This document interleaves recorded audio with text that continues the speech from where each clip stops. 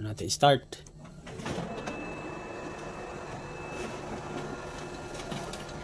So ganito yung lumalabas. So yan, yung linya na yan, pagka nagkaroon po ng ganyang linya, automatic alam na natin nasa developing unit po yan. So baklasin na po natin yung developing unit.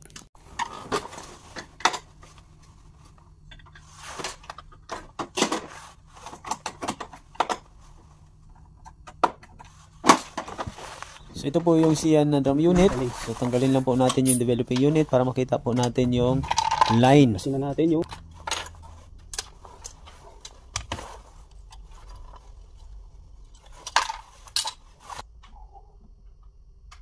so atin nang tanggalin yung DV unit.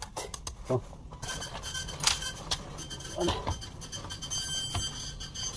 yan na yung ating DV unit. So yung lines, so makikita natin ito. Yan. Ito yung cause ng lines. Ito. Oh, ito. Ito yung nagko-cause ng lines. Yan, ito. You can see? So, ang gagawin natin, para di na natin babaklasin ito. So, ito yung lines. Para matanggal lang yung lines na yan. Ayan yung lines, oh. Ayan. Ito. Kita nyo ba? Yung lines na yan. Para matanggal yan, ganyan nyo lang. So, nandyan yung lines. Ganyan mo lang. Kunti. Tapos, ito. Ikutin nyo yan. Ito. Ganyan. Oh. Oh. Ganyan nyo lang siya, oh. Oh. Oh. Ayan. Ayan na yung nagkukos ng lines. Tapos, hugutin nyo. Ayan.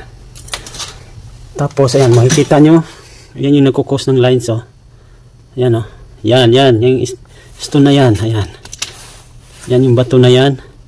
Yan yung nagkukos ng lines. Kunin nyo na. Ganyan nyo na kaagad. Oh. Yan. Napag natin dyan. Yan, oh. Yan, oh. Nagkukos ng lines. Tapos, pagka inano nyo yan. Yan yung kinuhanan nyo.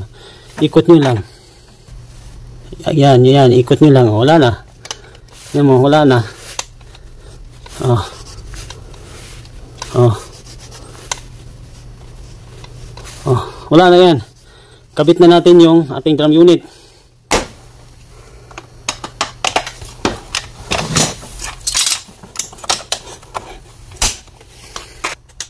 Tapos yan. Ito yung una.